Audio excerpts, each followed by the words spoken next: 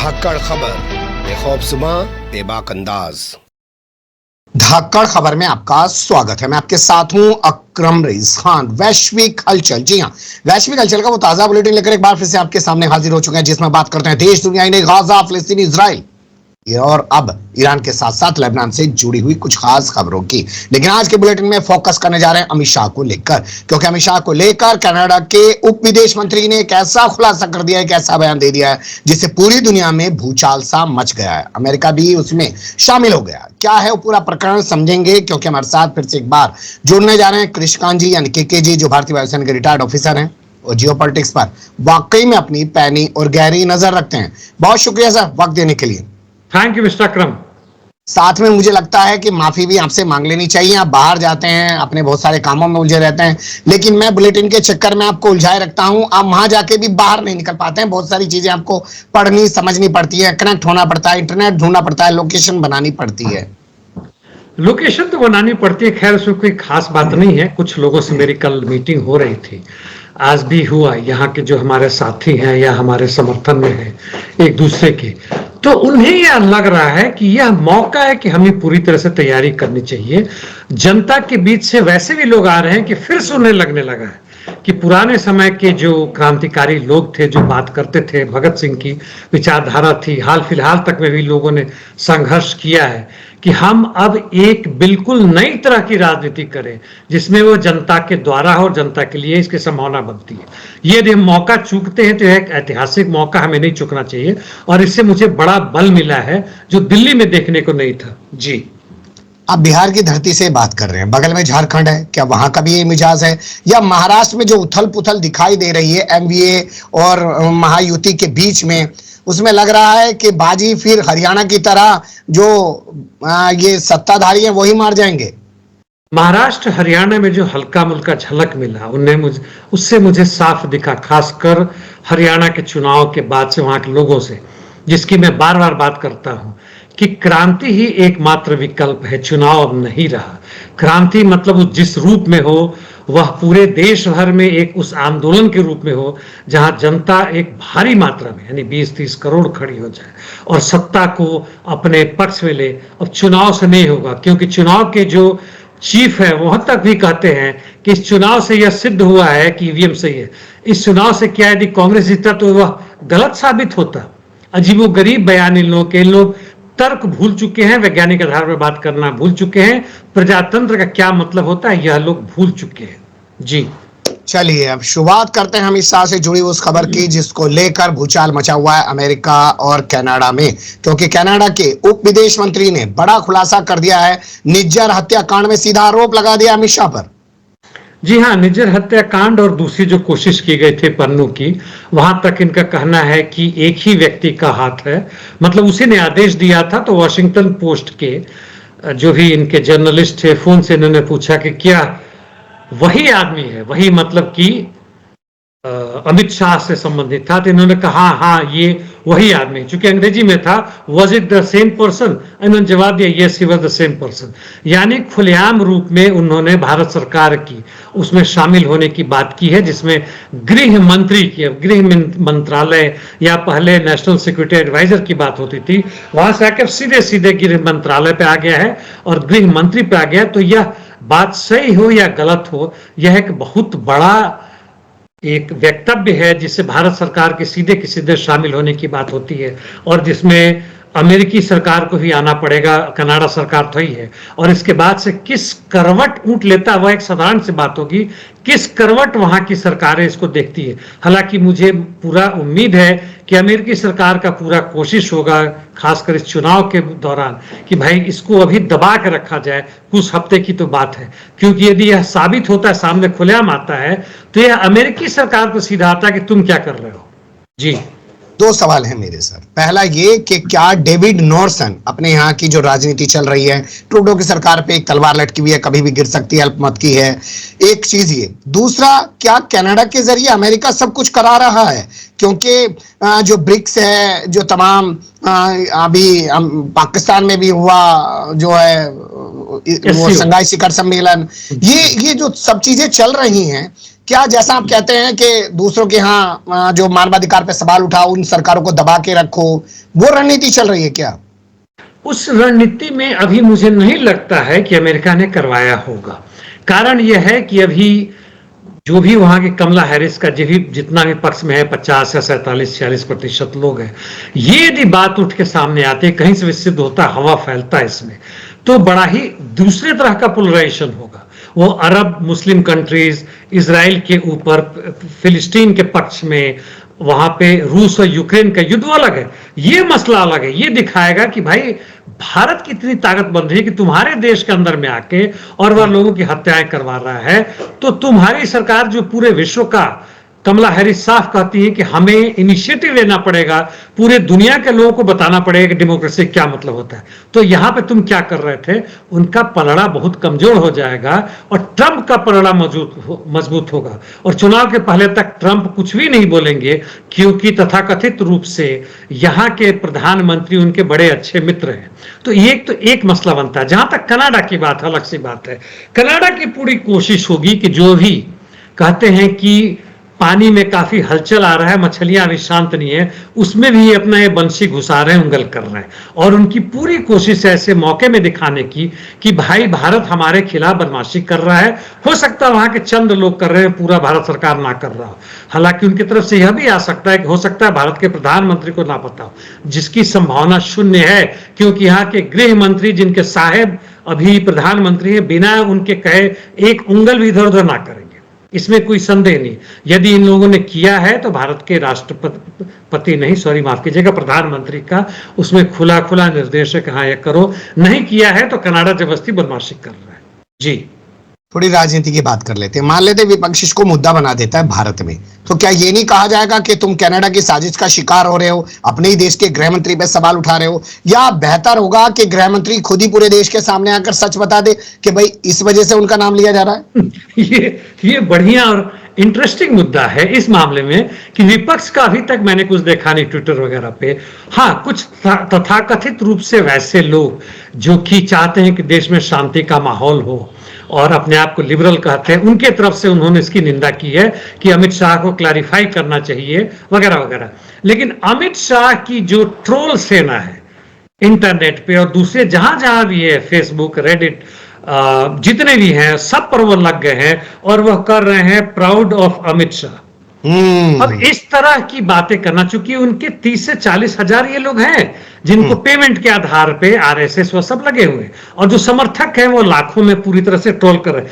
ये अपनी तरफ से उसको राजनीतिक मुद्दा बना रहे हैं, घुस के मारेंगे, नहीं छोड़ेंगे बिना समझे हुए, जैसे बांग्लादेश में उन्होंने किया था। और 1-2 दिन तक अमित शाह और जितने भी प्रधानमंत्री के पक्षधर वो देखेंगे भाई चलने दो, इससे उनकी ताकत मजबूत हो रही है। लेकिन जब वहां से यदि सही में क्रिटिसिज्म आता है और अमेरिका कहता है कि खामोश रहो, तो एकदम एकाएक गायब हो जाएगा, जिसका मतलब है कि वहां से कुछ ना कुछ डंडा छड़ी आया है, जिस रूप में आया है। लेकिन ये राजनीति अभी भारतीय जनता पार्टी पूरी तरह से करने में शामिल हो रही है। विपक्ष भी सोचेगी हम करें कि ना करें, उसको टाइम लगेगा। जी, ट्रंप अगर जीत गया तो पूरा सीन बदल जाएगा और जमानत मिल जाएगी इमरान खान को और वो अगले महीने तक जेल से बाहर आ जाएंगे। पीटीआई के एक नेता ने ये बड़ा दावा किया है। बड़ी उम्मीद लगा रहे हैं पाकिस्तानी तो ट्रंप वाले से। ये लतीफ खोसा है, मैं देख रहा था, मैंने पढ़ा नहीं, मैंने वीडियो था वो देखने लगा, इंटरेस्टिंग था।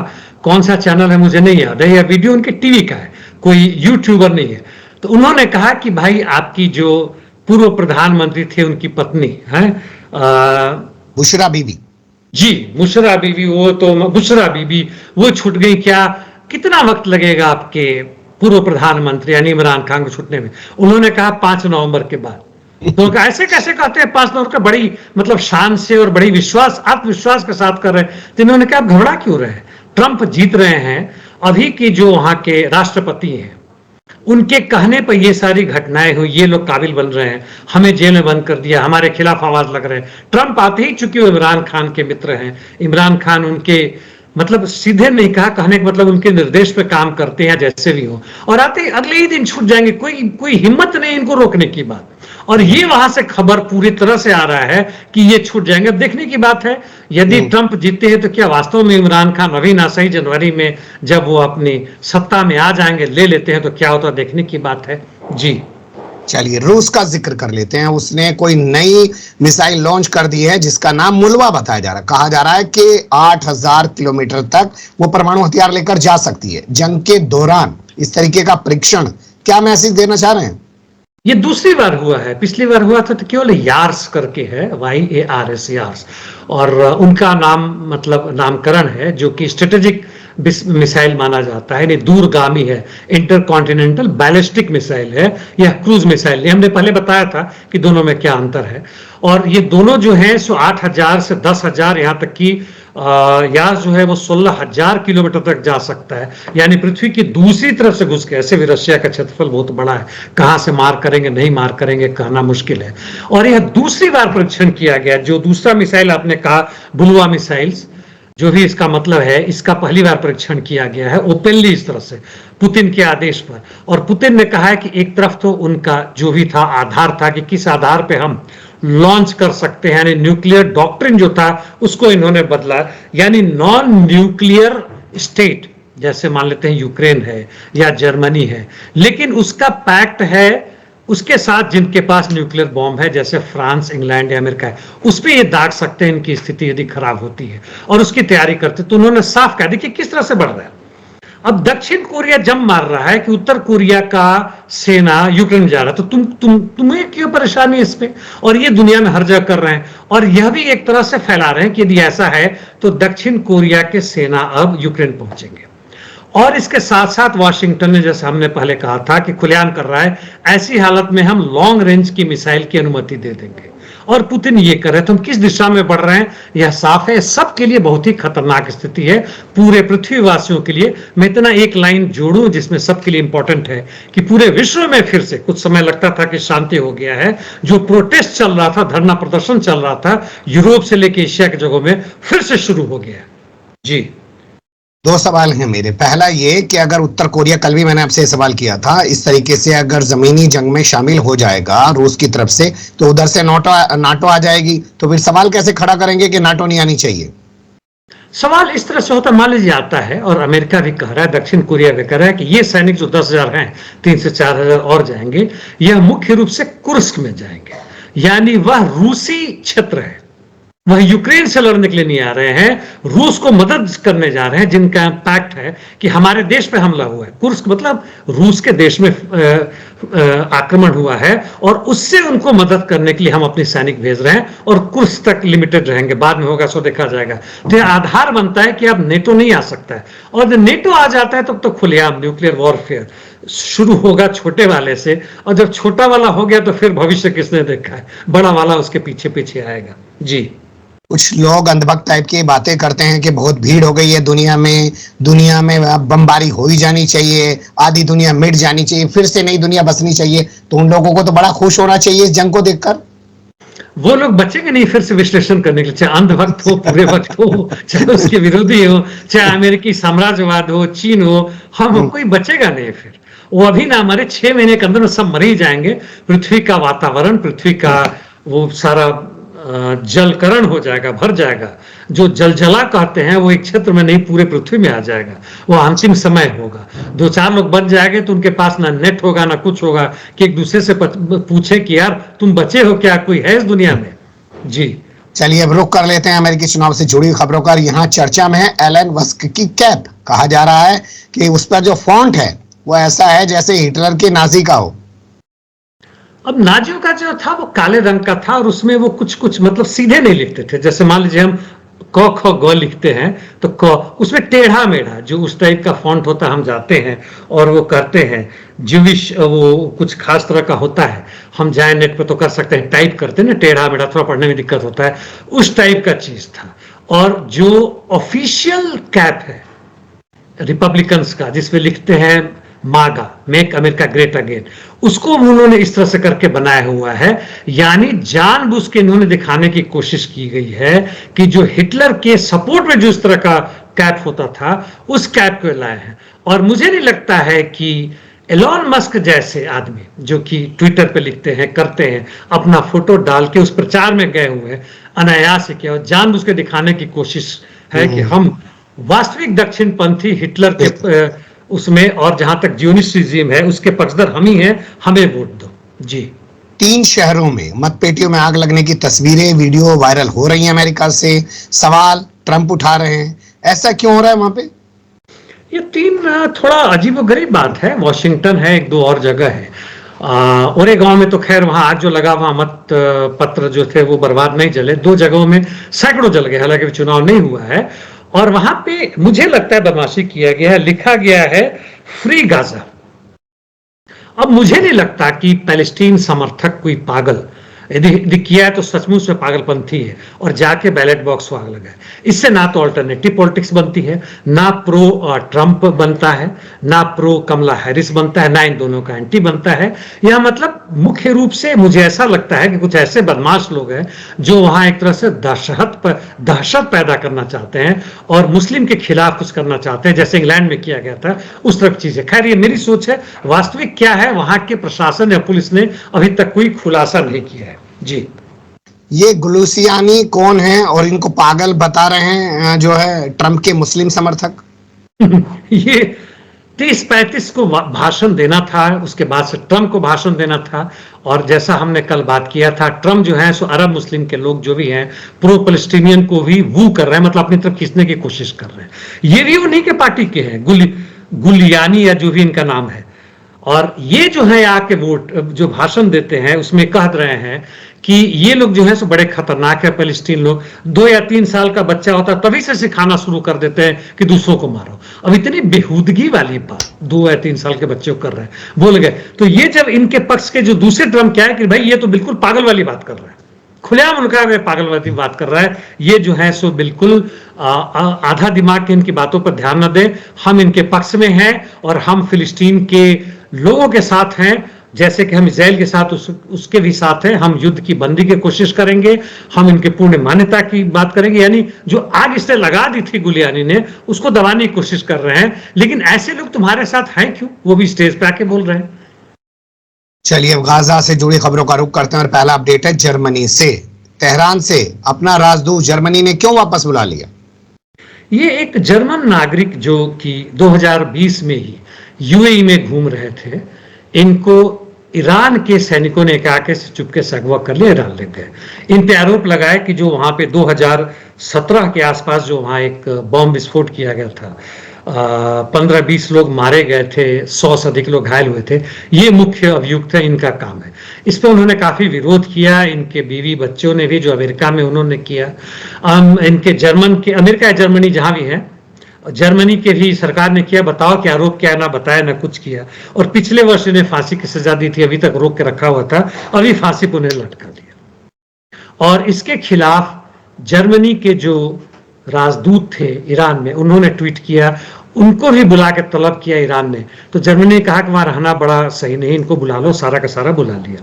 और सही में कहें तो ईरान ने यह गलत काम किया। यदि वास्तव में ऐसा है, आपके पास सबूत है, तो पहली बात तो दिखाइए। नंबर 2, फांसी की सजा ही एकमात्र सजा नहीं है, उसको लॉन्ग लाइफ, उसको जेल में डालिए या कुछ और कीजिए, बाकी लोगों को पकड़ने की कोशिश कीजिए। तो यह कुछ ना कुछ गलती दोनों तरफ से हुआ है और ये सारी चीजें हो रही हैं। यह कब तक चलेगा कहना बड़ा मुश्किल है, लेकिन ऐसे समय में फांसी देना, जबकि पूरे मिडिल ईस्ट में लड़ाई है, पैलेस्टीन मुख्य मुद्दा है, तो ये डाइवर्शन जो है सो गलत काम था ईरान के सरकार की तरफ से। जी। ईरान पर बहुत जल्द करारा जवाबी हमला करेगा ईरान इजराइल पर। और उन खबरों के बीच एक खबर यह आई है ईरान से कि उन्होंने अपना सैन्य बजट 200% बढ़ा दिया है। हाँ, यानी दुगुना बढ़ा दिया है। वैसे हालत में जब रियाल यानी इनका जो भी मॉनेटरी यूनिट है उसका बहुत ही बुरा हाल है, और ऐसे में पैसे लाएंगे कहां से, इसकी भी सवाल है। तो टैक्स बढ़ा रहे जनता पर, 30-35% बढ़ेगा। तेल से इनका जो भी था उसमें 30% का घाटा चल रहा है पहले की तुलना में, अमेरिकी पकड़ के कारण और रोक के कारण, प्रतिबंध के कारण। और तीसरा जो है वो कोशिश इनकी होगी कि कहीं ना कहीं से अपने सामान और व्यापार बढ़ाएं, ताकि इसको बढ़ाएं। और अपने बॉन्ड बेचेंगे, यानी कर्ज, बॉन्ड, सरकारी बॉन्ड मतलब कर्ज हम जनता को दे रहे हैं, बाद में हम 5%, 6% तुम्हें देंगे, या जो भी ईरान सरकार करती है उस तरह के उपाय करेंगे। लेकिन अभी इनकी मजबूरी है कि सैन्य बजट बढ़ाएं। इसका एक उपाय यह था कि यदि सारी जनता के साथ मिलकर यदि काम करें, केवल सैन्य बजट नहीं, जो कि एक्चुअली जनता साथ में है इनके फिलिस्तीन के मसले पे, और वो इनमें शामिल होती है, चाहे सैन्य काम हो, सेना बनने के काम हो, उत्पादन का काम हो, तो बड़ी आसानी तरीके से हो सकता था। जी चलिए, अगली खबर भी ईरान से ही ताल्लुक रख रही है, क्योंकि हिजबुल्लाह के नए चीफ के नाम का ऐलान हो गया है। शेख नईम कासिम को बनाया गया है। पहले से ही वो सेकंड इन कमांड लंबे समय से चल रहे थे, लेकिन उनके ऐलान के बाद वो सामने नहीं आ रहे हैं। तो लोग कह रहे हैं कि भैया वो जान बचाने के लिए ना ईरान में छिपे हुए हैं। 30 वर्षों से काम कर रहे हैं, डिप्टी रहे ही हैं और काम करते रहे हैं, सेना के रहे हैं, सेना मतलब हिजबुल्लाह के, और इसलिए डर के भागने की बात नहीं है। मुख्य चीज है कि इनको सुरक्षित रखना है। पहला दूसरा, पहले जो थे नसरल्लाह मारे गए, दूसरे जो है उनको भी मार दिया, वही हालत हमास की भी हो रही है। ऐसे हालत में लीडरशिप को बचा कर रखना है, ना कि आपको हीरो बन के आगे आना है, दिखाना है। इसलिए जो कदम है छिपा कर रखा गया, कहाँ है ये तो किसी को नहीं मालूम है। हो सकता है वास्तव में ईरान में ही हो, या हो सकता है लेबनान के कहीं पे खास जगह में छुपे हो, मुझे नहीं मालूम, लेकिन छुपना उनका सही है ताकि संचालित कर सके। और उन्होंने यह भी अपने भाषण में कहा है, जो आया है, कि जितना भी इजराइल ने कोशिश की, अभी भी हम एक पूरी तरह से एक सेना है, यूनाइटेड हैं, और हमारी ताकत नहीं घटी। वो बात अलग है कि हम शांति का प्रयास करते रहेंगे, लेकिन इसका मतलब यह नहीं है कि हम उसे छोड़ेंगे, और अपनी स्वतंत्रता के लिए जो भी कोशिश करनी होगी, लड़ाई लड़नी होगी, उसमें हम करेंगे। जी, क्या शांति के प्रयास को आगे बढ़ाने के लिए हिजबुल्लाह ने अपने नए चीफ के नाम का ऐलान किया है? क्योंकि दोहा में जो बातचीत चल रही है, पहले उसमें मिस्र का राष्ट्रपति बोला कि 4 बंधकों को छोड़ दो, 2 दिन की जंगबंदी करा दो, उधर से भी कुछ कैदी रिहा हो जाएंगे। फिर सीआईए ने कल कहा कि 8 बंधकों को छोड़ दो, 28 दिन की जंगबंदी हो जाएगी। और अब हमास भी बोल रहा है कि वो भी चाहता है जंगबंदी हो, लेकिन पहले पूरी तरह यहां से सेना हटाई जाए। तो क्या नाम की जरूरत थी ताकि बैठ के बात हो पाए, इसलिए ऐलान हुआ है? नाम ऐलान उसके कारण हो ना हो, लेकिन एक लीडर तो होना चाहिए। यदि कोई भी ऑर्गेनाइजेशन है तो बिना लीडर के काम कर रहा है तो मुश्किल होगा। जहां तक जंगबंदी की बात है, ना अमेरिका चाह रहा है, ना इजराइल चाह रहा है, इसीलिए सब छोटे मोटे टुकड़े टुकड़े में प्रस्ताव ला रहे हैं। मुख्य मुद्दा यही है कि तुम अपने सैनिक गाजा में और लेबनान में जो भी थोड़ा मोड़ा घुसा उसको वापस करो। पहला मुख्य मुद्दा ये है। ठीक है, युद्ध बंदियों की अदला बदली हो, जो भी तुमने घेराबंदी कर रखी है गाजा पट्टी के नीचे तक में भी, फिलाडेल्फिया कॉरिडोर को तुमने रोक रखा है, वहां से मुक्त करो ताकि जो भी ह्यूमैनिटेरियन एड हो पूरी मात्रा में आ सके।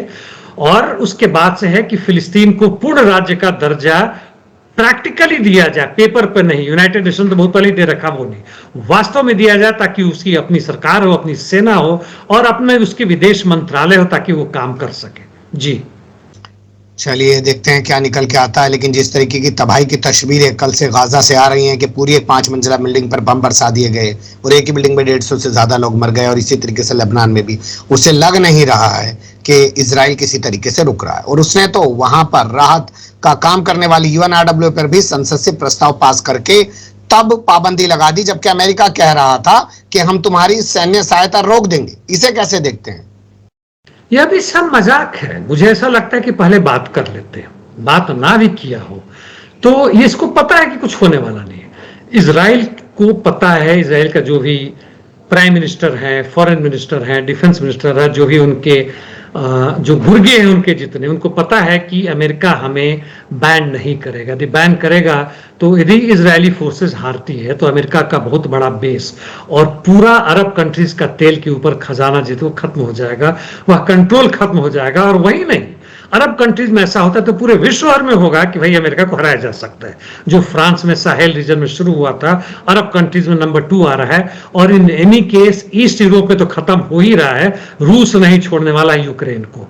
तो इसलिए अमेरिका अंतिम दम तक जो भी कोशिश हो, उसके थिंक टैंक है, मिलिट्री पॉलिटिकल लीडर्स हैं, पीछे से जितने भी इनके डीप स्टेट है, वह नहीं करेंगे, चीज को पता है। और इसलिए जो भी ये बातें करते हैं, भाई तुम भी एक शगुफा दे दो, तुम भी एक दे दो, और ये पूरी दुनिया में नजर आता है। पक्ष विपक्ष या पक्ष का फर्स्ट लेयर कुछ और बोलेगा, सेकंड कुछ और बोलेगा, नीचे वाले कुछ और करेंगे।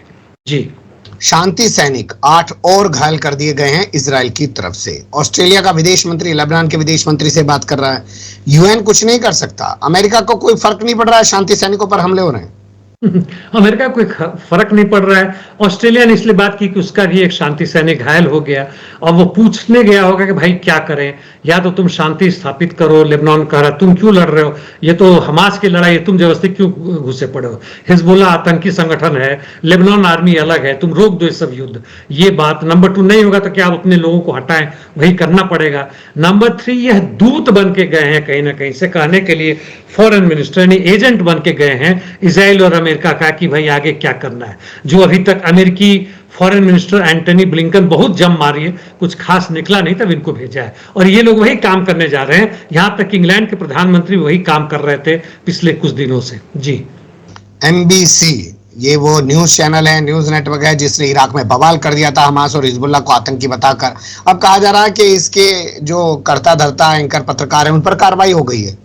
हाँ, इनके जो चीफ एडिटर थे, जो मुख्य रूप से थे, उनको कार्रवाई करके उनको बर्खास्त कर दिया गया है। और यह सऊदी अरबिया के लिए मजबूरी था कि बर्खास्त करें, क्योंकि एमबीसी जो था न्यूज एजेंसी जहां काम करता था, वहां पे इसके आगे काम करने पर रोक लगा दी गई थी, बैन कर दिया गया था, क्योंकि इसने हमास, हिजबुल्लाह और हुती सबको सब एक टेररिस्ट ऑर्गेनाइजेशन कहा था। भले ही इनका डायरेक्ट हाथ हो ना हो, नीचे न्यूज रीडर ने पढ़ दिया, लेकिन अब मजबूरी में सऊदी अरेबिया ने दिखाने के लिए, जैसे भी हो सकता वास्तव में भी किया हो, इनको भी बर्खास्त कर दिया और बाकी लोगों पर भी प्रतिबंध लगा दिया, ताकि यूएई में जहां भी इनका बेस है वो फिर से चालू हो सके।